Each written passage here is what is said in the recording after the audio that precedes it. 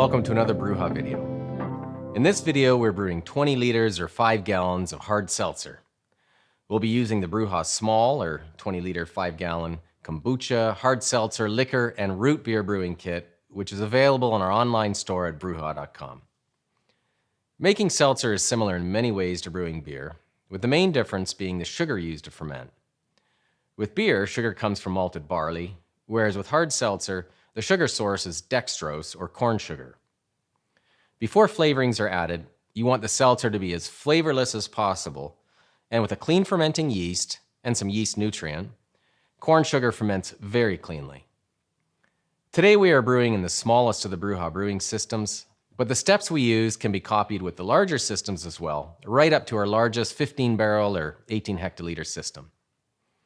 The recipe is on the recipe page of our website, and while this is a delicious recipe in its own right, variations on the ingredients can certainly be made.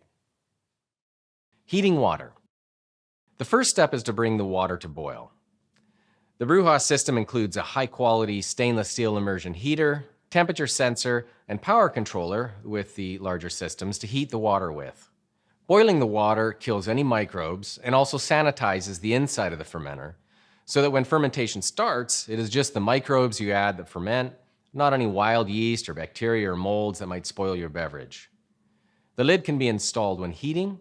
Just ensure that a port is removed so that air steam can vent, and always have the pressure vacuum relief installed and test it regularly to ensure it's working as designed. Any good tasting quality water can be used. Don't use distilled water, as some minerals are beneficial to fermentation and pH buffering, so they need to be in the water. If RO, or reverse osmosis, or distilled water is used, brewing salts can be added back in. There's an introductory article on water chemistry on our website. We'll be adding 10 grams of calcium carbonate to serve as a pH buffer. Turn the controller on and start heating the water. Once the water is warm, about 40 Celsius or 105 Fahrenheit, and will readily dissolve sugar, pause the heater and add the sugar. Sugar shouldn't just be dumped in because it will drop to the bottom undissolved. It can be added where it can be stirred and dissolved, or some hot water can be removed to a pot with the sugar dissolved there, and then added back to the fermenter. If stirring inside the fermenter itself, just be careful not to hit the heating element or the sensor.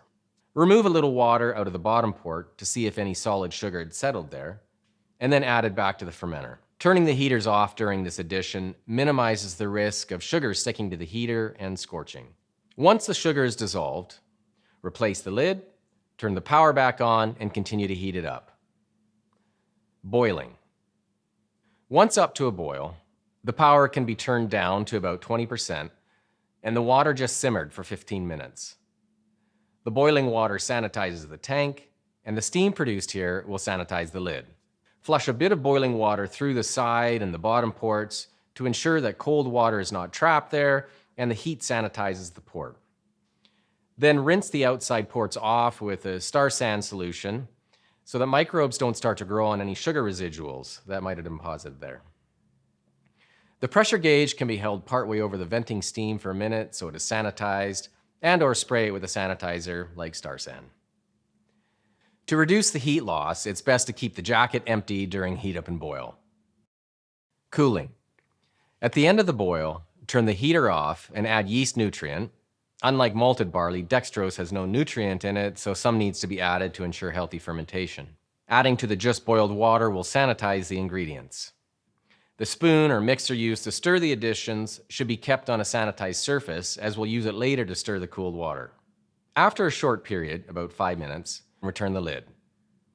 As mentioned, keep a port open and always leave the pressure vacuum relief installed. Then attach cold water source, like tap water, to the jacket. Use a water pressure regulator on the inlet port of the jacket to ensure that pressure does not build up and damage the tank. It will take about 20 to 30 minutes for cold tap water to cool the water down to room temperature. Cooling time is dependent on the temperature and the flow rate of cold water and the volume of water being chilled relative to the surface area. So for this small tank, cool down is about 20 to 30 minutes. For a larger tank, for faster cooling, one of our plate chillers, either using cold tap water or if it's not cold enough, pre-chilled water from our cold liquor tank can be used with a plate chiller. There's a video on our website for more information on this. Adding or pitching the yeast. Once the water is down to room temperature, about 20 Celsius or 70 Fahrenheit, first stirring it with a sanitized spoon or using a mixer.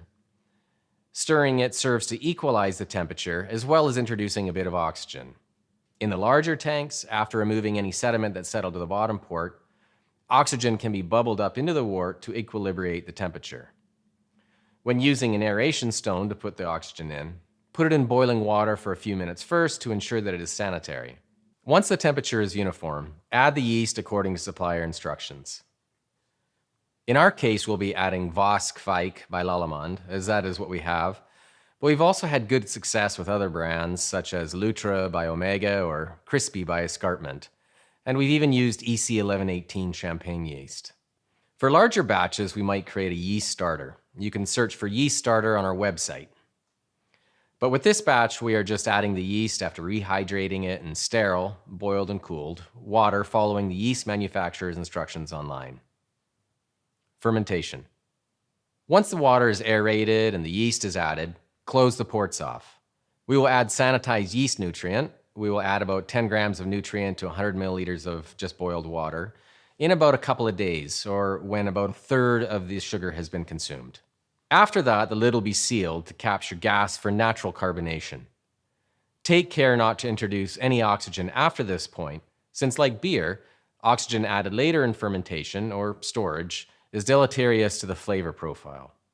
With the 208 to 240 volt systems, temperature can be maintained through fermentation by setting the temperature set point and keeping the heaters on auto. If fermenting above room temperature, put the power output to less than 3% so the heating is very gentle and there isn't any risk of scorching.